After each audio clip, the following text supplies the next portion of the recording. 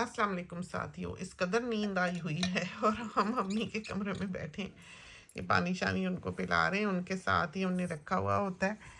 तो हम एक अभी फ़ोन का क्लिप जैसे अम्मी को बैठते हैं तो कुछ ना कुछ दिखा देते हैं, उस बारे में बात करते हैं। तो हम मम्मी को कहने लगे कि अम्मी ये जो दुल्हन है आजकल की, वो दिखा रहे थे कि आप अगर दुपट्टा दुल्हन का सर पे लगाएं तो चाहे दुल्हन जितना मर्जी नाचती गाती रहे, उसका दुपट्टा नहीं सिरकेगा। तो हम हंस रहे थे, हम मम्मी को कह रहे थे कि अम्मी आपके ज़माने में तो घूंघट नहीं उठा करते थे, दुल्हनों का सर नहीं उठा करता था, घुटनों से जा जा के लगता था कि लोग आके चिन को हाथ लगा लगा के उसका फेस ऊंचा कर रहे होते थे। और ये देखो ये ज़माना क्या आ गया कि दुल्हने लड़के के साथ जो दूल्हा है उसके साथ नाच रही होती हैं, बिल्कुल धमाल डाल रही होती हैं। तो अम्मी के लिए ये बात बहुत अजीब होगी क्योंकि अम्मी ने ये कुछ नहीं देखा हुआ। क्यों अम्मी? हमने नहीं देखा। हम्म। ये आजकल ही हुआ है कोई हम्म। धमाका। नहीं, तो ये कैसे इतनी जल्दी दुनिया बदल गई कि पता देखो नहीं, लड़कियां बीच बीच कहाँ। में होंगी ऐसी हाँ। खराब लड़कियां हम्म। जो जल्दी खराब हो गई। ना उनका पता शर्म लग ना गया। हया ना हाँ। कोई कुछ भी नहीं। पता नहीं अच्छाई है कि बुराई है, जमाना किधर को जा रहा है। अच्छाई तो नहीं है इसमें कोई भी। हम्म। बुराई है कि कहाँ पहले पहले तो घूंघट नहीं निकाल लड़की का उठाते थे कुछ भी। हम्म। इतना वो बेचारी शर्मा शर्मा के फिरती रहती थी, हम्म। चाहे उसका निकाह हो चाहे शादी हो चाहे कुछ हो। हम्म। लेकिन अब तो देखो बदमाशियां। बहुत ही। हाँ, पहले तो लड़की लड़का भी कहाँ रिश्ता हुआ होता तो एक दूसरे के साथ मिलते थे। हमें याद है हमारा कभी कोई रिश्ता आता था तो बाहर अंधेरे में जो पीछे का सहन होता था उधर हमारी सहेली या कोई जान पहचान वाला या कोई आंटी या कोई मामी या कोई कह देता था खाला कि वो लड़का बैठा हुआ है सिटिंग रूम में, बाहर से जाके झांक ले।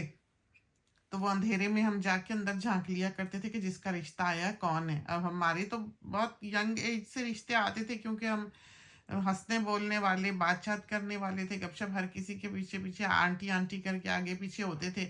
उनके बुरके टांग रहे हैं, उनको पंखा लगा के दे रहे हैं कहीं। तो वो फिर जो है वो फिर सब हम पे ही वाली सदके हो जाते थे। तो जो लड़कियां थोड़ी सी स्नॉबी होती थी वो एक कोने में लग के बैठी होती थी, वो चाहे जितनी मर्जी अच्छी होती थी, हमसे कहीं खुश शक्ल होंगी, हमसे कहीं खुश अखलाक होंगी, हमसे कहीं ज़्यादा अच्छी फैमिलीज की होंगी, हमसे ज़्यादा तालीम याफ्ता होंगी। लेकिन जो मांगने वाले थे रिश्ता वो यही देखते थे कि भाई हंसने बोलने वाली हो, मिलजुल के बैठने वाली हो, अच्छी हो, और गुजारा जिसके साथ आसानी से हो जाए।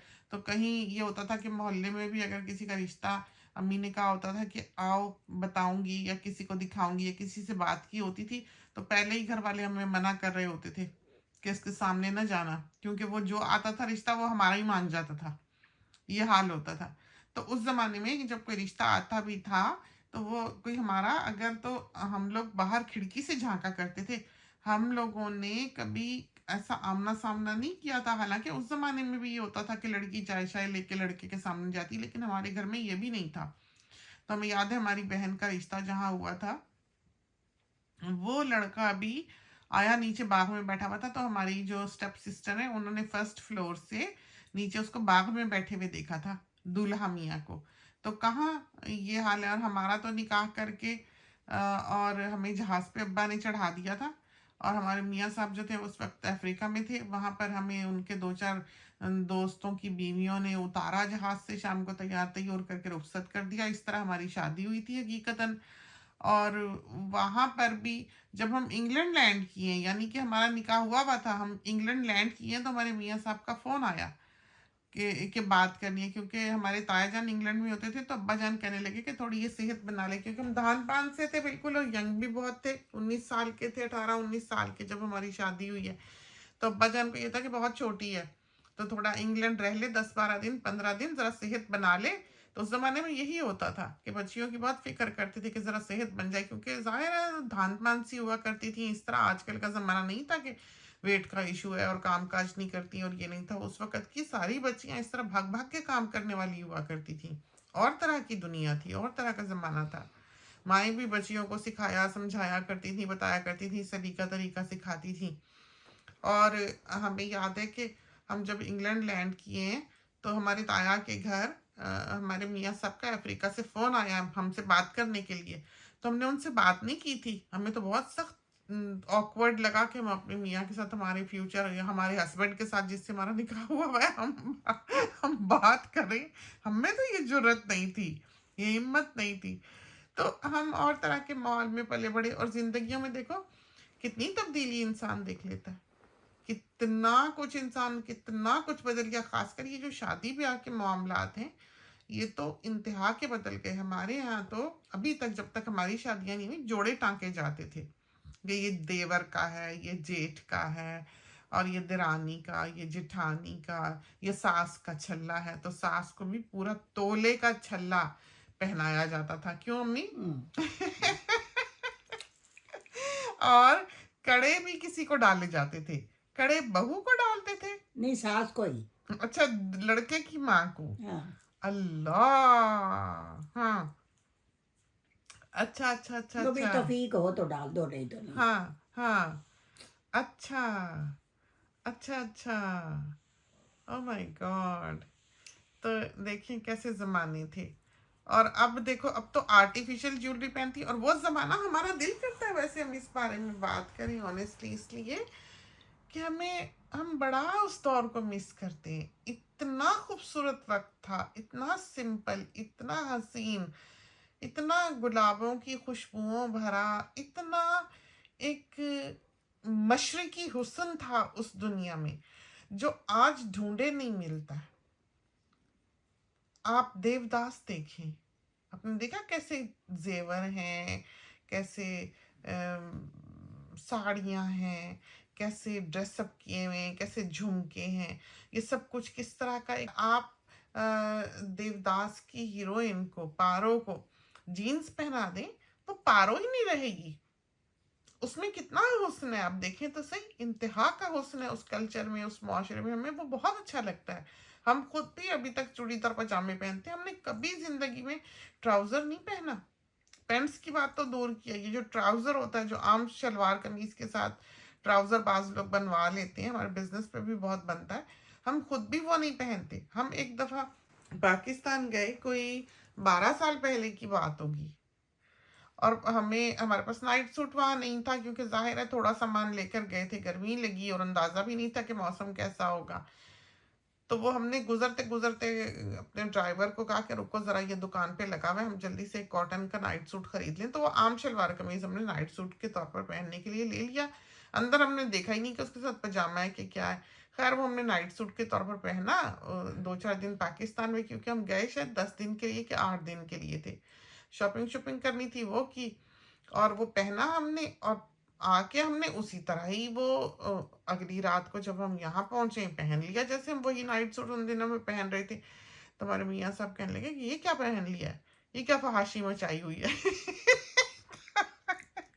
तो आप ये देखें कि हमारे घर का ये माहौल है। बाकी बच्चे और हमारे यहाँ इंटरफियरेंस नहीं है, कि ये नहीं है कि आप ये कर रहे हैं तो आप बच्चों की नाक में दम कर छोड़ें, जी तुमने ये क्यों किया या तुमने ये क्यों पहना। तो ये सिलसिले नहीं है। यहाँ हर कोई आज़ाद है। अगर आपको कोई चीज़ खूबसूरत लगती है और आपने अपने बच्चों के दिल में और जहन में ये डाली है कि उसमें एक हुस्न है, तो वो उसको हुस्न मानते हैं, उनको वो दिखाई देता है। तो हया में एक ब्यूटी है, हमें लगता है। तो हम ये बता रहे थे कि उस ज़माने में भी ये होता था कि जोड़े जब बनते थे तो टाँकने का दिन मुकर्रर होता था। लड़कियां बैठती थीं और गीत गाया करती थीं, और उसको सुई धागे से ऐसे गोटा जो दुपट्टों को लगा होता था उसको ऊपर कर करके ऐसा उसका ट्रायंगल बना बना के, या उसकी पंखी सी बना बना के हम लोग वो टाँका करते थे, और फिर अम्मी प्लास्टिक के बैगों में डालते थे, हाँ। है ना। फिर वो गोटे वाले रुमाल में लपेटते थे, मलमल का रुमाल हाँ, चाकोर रुमाल होता था, में और उसी रंग उसमें का। गोटा लगा होता था बाहर, हाँ और रंग वाला होता था हाँ, वो। उसी रंग का होता था जिस रंग का जोड़ा होता था। हाँ, बड़ा ही हसीन देखो वो वक्त ही गठड़ी। नहीं रहा वो। हाँ, वक्त ही नहीं रहा। बड़ा प्यारा जमाना था। लगता है उस वक्त की फिजाएं भी शफाफ थीं, उस वक्त के लोग भी धुले धुले से थे, उस वक्त की सड़कें भी कुशादा थीं, उस वक्त का आसमान भी ऊंचा था। अब देखो ना, अब जैसे कल हमें खान ने कहीं वो गए होंगे हैदराबाद, वहाँ की ज़रा सा क्लिप भेजा, रात का वक्त था, और यूं लगे हर चीज़ पे मिट्टी मिट्टी। कोई साइकिल वाला चला जा रहा है, कोई कोई बीच में मोटरसाइकिल वाला चला जा रहा है, और ना कोई फुटपाथ की शक्ल है, ना कोई सड़क का पता लग रहा है। अजीबोगरीब रंग बिरंगे से बोर्ड दुकानों पे लगे, वो इतना चिटकी हुई सी रोशनी लगी हमें, क्योंकि वो धूल थी, मिट्टी थी, रात का धुआं था। वो आप देखे ना कि वो शफाफ रहा ही नहीं, वहाँ की फिजा रही ही नहीं बिल्कुल। तो कितना कुछ बदल चुका, पहले ऐसा नहीं था। पहले तो कराची बहुत खूबसूरत था, हमें याद है आज भी, हम मैदानों में जाकर बैठा करते थे, जो बिल्कुल सेंट्रल कराची के इलाके थे, जैसे तारिक रोड वगैरह के इलाके थे। यहाँ पर भी ये केएमसी पार्क हुआ करती थी, हिल पार्क हुआ करती थी, झील पार्क हुआ करती थी। ये सारे अब भी हैं, लेकिन बहुत डिवेलप हो चुके हैं। तो पहले इस तरह पर नहीं थे। पहले हमें याद है कि ये जो हिल पार्क होती थी, उसमें वो टीवी लगा करता था किसी किस्म की, किसी प्राइम मिनिस्टर की, प्रेसिडेंट की जब तकरीर आती थी, तो हिल पार्क में वो बहुत बड़े प्रोजेक्टर की तरह की स्क्रीन लगाया करते थे, जहाँ पर दुनिया जाकर सदर मुमलिकत की तकरीर सुना करती थी। उस ज़माने में इस तरह ये टीवी शीवी जो है ये नहीं होते थे। तो हम कोई इतने ओल्ड नहीं है कि 80 साल के हों। तो आप ये देखें कि हमको हमारी ज़िंदगी में इतनी तब्दीलियां आ गई हैं कि ज़माना कहाँ से कहाँ चला गया। और हमें तो बाज़ औक़ात फ़िक्र होती है कि हम साथ दौड़ भी सकेंगे कि नहीं। हम चाहते हैं कि हम ज़माने के साथ, ज़िंदगी के साथ दौड़ें। आज हम अपनी हाउस कीपर के साथ बात कर रहे थे, उसकी मम तो वही जो जैसे बूढ़ों के होम्स होते हैं या कमरे इन्होंने दिए होते हैं, उसमें वो सब कुछ अपना पेंशन शेंशन उनको दे देते हैं। वो पेंशन माहाना हुकूमत जो उनको देती है वो ओल्ड होम वाले ले लेते हैं, और उनको एक छोटा सा कमरा दिया होता है, बस खाना वाना वहीं पकता है, वो उनको सर्व कर देते हैं, वो खा लेते हैं। लेकिन आप देखें तो सही ना कि ज़िंदगी के दिन पूरे करते हैं। उनके लिए दुनिया कैसे छोटी होती जाती है। पहले वो कहीं से कहीं ड्राइव करते हैं, फिर उनकी ड्राइविंग छूट जाती है, फिर वो चलने से रह जाते हैं, फिर वो कहीं चढ़ने से रह जाते हैं, फिर उनकी सैरें ख़त्म हो जाती हैं, फिर उनका शॉपिंग जाना बंद हो जाता है, फिर उनका बाहर बाग में निकलना कभी एक दिन बंद हो जाता है, फिर वो घर में भी नहीं फिर सकते, आकर एक कमरे में हो जाते हैं, फिर उनको ऐसे एक ओल्ड होम में फेंक दिया जाता है कि घर वालों ने जी सारा दिन नौकरी करनी। और ये यहाँ की बहुत कॉमन प्रैक्टिस है कि कह दिया जाता है कि बूढ़ा जो है वो रहना नहीं चाहता था, उसको अपनी इंडिपेंडेंस बहुत पसंद है। तो ये एक ऐसा पहाड़ा है जो यहाँ का हर इंसान पढ़ता है, और दुख की बात है। फिर वहाँ बुड्ढे बुड्ढे आपस में जो है वो जैसे सल्फर क्रेस्टेड कॉकटूज होते हैं, अपने जोड़े बना लेते हैं और अपने यंगस्टर्स के ग्रुप में फिरते हैं। तो इसी तरह पर यहाँ के बूढ़े जो हैं वो एक दूसरे के साथ चिपक के रहते हैं। फिर कहीं सैरों पे जा रहे हैं, कहीं बसें बुक की हुई हैं, कहीं कुछ हुआ हुआ है, वो सारा वो जहाँ ओल्ड होम वाले हैं वो अरेंज करते हैं। कहीं एक टीवी रूम है, लेकिन वहाँ इस तरह अपना नहीं है। तो एक इंसान, एक बूढ़ा जो है, वो समझो कि कब्र से एक स्टेप ऊपर एक कमरे में पड़ा रहता है, लवारिस हो जाता है। लावारिस हो जाता है, लावारिस हो जाता है। जिंदगी इतनी मसरूफ है आजकल, ये लोग कहाँ किसी को पूछ सकते, देख सकते हैं। हमें याद है कि सोनी जब बेबी था तो इसके स्कूल का हर साल ओल्ड होम का विजिट होता था, और इनको सारा बताया जाता था क्रिसमस के टाइम पे कि हमने ओल्ड होम का विजिट करना है। उन लोगों को कोई विजिट करने नहीं आता, वो बूढ़े होंगे, वो सारा साल तैयार तैयार होके इस दिन के लिए इंतज़ार करते हैं। उनको नहला धुला के बिठाया जाता है। वो ये जो क्रिसमस कैंस, ये जो कैंडी होती है, वो ये देने के लिए बेचैन होते हैं कि बच्चे आएंगे, हमें विजिट करेंगे। तो वो राह देखते हैं, क्योंकि उनके पास कोई विजिटर नहीं जाता। अब इस किस्म की बातें जो है वो तो बच्चों को कन्विंस करने के लिए स्कूल में बताई जाती होंगी, लेकिन हमारे बच्चे भी बस वो डरपोक बिल्लियाँ ही बन गए हमारे कल्चर की वजह से, कि हम जो इतनी मोहब्बतें दिखाते हैं और इतना साथ जोड़ के रखते हैं, और हमारे लिए एक बुजुर्ग जो है वो दुआओं का ख़जाना है और एक प्रेशस चीज़ है, और हम उसको वैल्यू करते हैं। यहाँ पर इस तरह का नहीं है। यहाँ पर जिस तरह से बच्चे को बताया गया कि भाई वो अकेले हैं, उनको कोई पूछने वाला नहीं है, आपने जाना है, वो आपकी राह देखते हैं, उनकी क्रिसमस है, ये है वो है। अब ये साहिब जो थे हमारे सोनी मियाँ, ये तो मुकर गए। छोटे से थे, छोटे से थे बिल्कुल, शायद ईयर 2 की बात है, क्या ईयर 3 की बात है, छोटा सा बच्चा था, ये किसी साल नहीं जाता था। उन्होंने इतना जोर लगाया इसके साथ, इसकी प्रिंसिपल के साथ भी मीटिंग हुई, इनका बोर्ड भी बैठा, उन्होंने माँ बाप को भी बुलाया कि इसको समझाएं इसको। तो एक दिन हमें कहता, हमने पूछा इसको कि तुम क्यों राजी नहीं होते जाने के लिए? कहता कि मैं, दिल मेरा दुखी होता है। कहता मैं देख नहीं सकता। इतना छोटा सा था, अभी तो एक्सप्रेस भी नहीं कर सकता था कि क्या इसकी फीलिंग्स हैं। तो ये नहीं किया। तो आप ये देखें कि एक छोटा सा बच्चा जो है वो इमोशंस रखता है। अब हमारे घर में ये मुर्गी जिसके पीछे हम रोज दौड़ते थे, एक ये भी हमें मुश्किल पड़ी हुई है आजकल।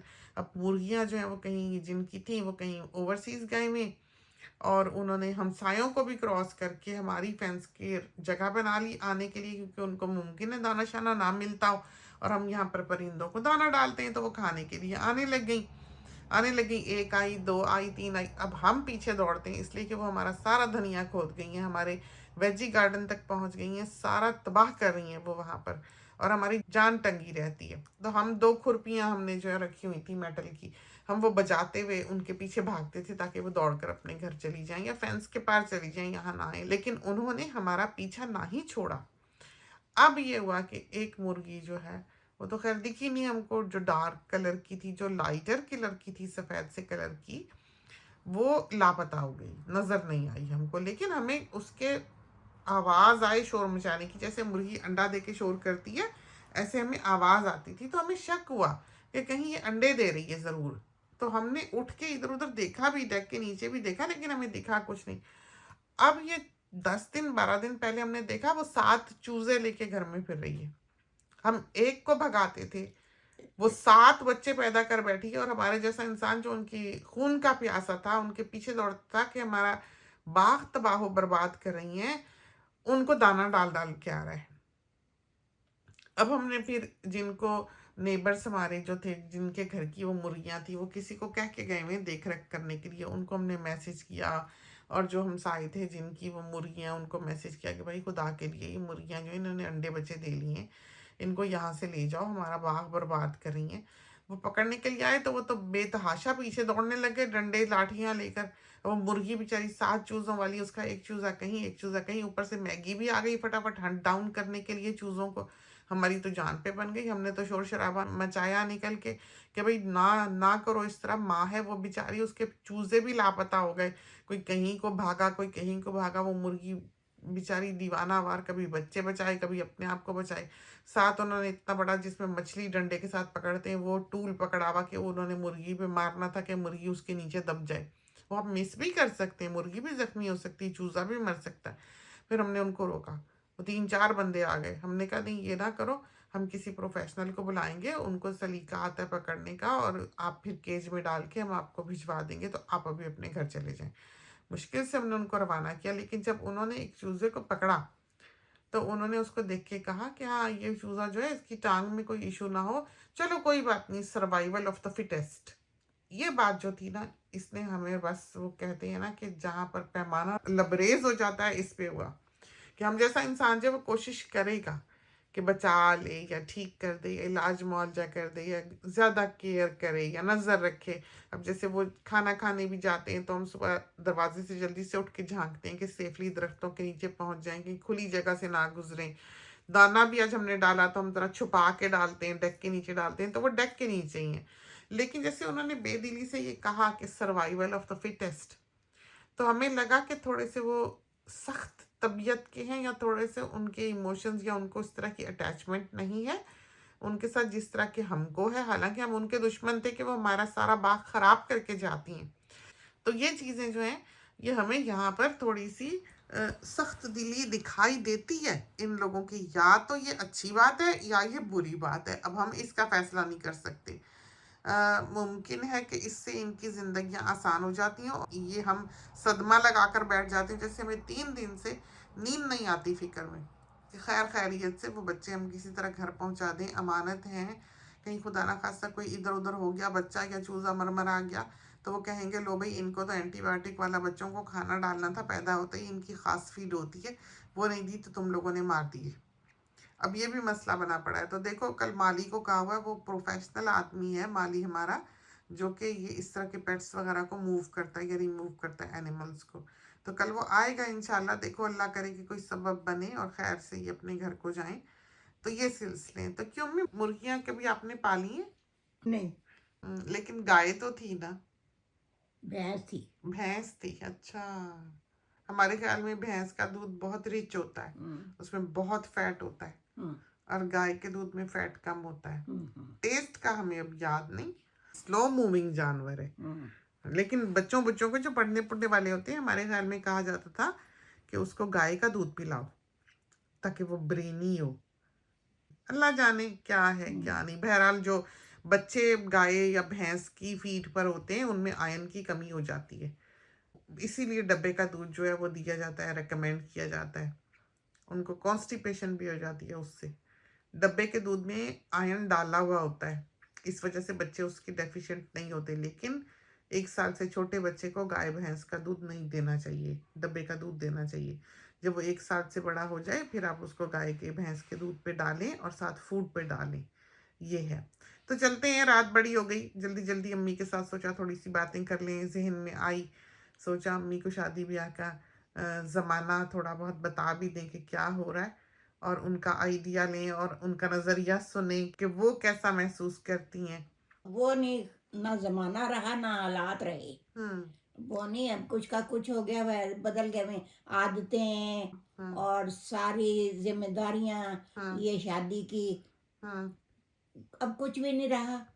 डिवोर्स बहुत ज्यादा हो गई, हाँ, अब तो कुछ नहीं तलाक रहा, बहुत हो गई, बहुत ज्यादा हो कुछ गई। नहीं रहा। तो पहले जमाने में भी इसी तरह तलाक तलूक हर तरफ सुनाई देती थी कि नहीं? नहीं, नहीं, हाँ। सारे पहले ये है कि अगर झगड़े से बुनियाद शुरू होती थी ना, हम्म। तो मिलजुल के लोग, फिर रिश्तेदार, माँ बाप, बहन भाई, हम्म। वो समझौता करा देते थे, हम्म। तो वो गुजर औकात हो जाती थी।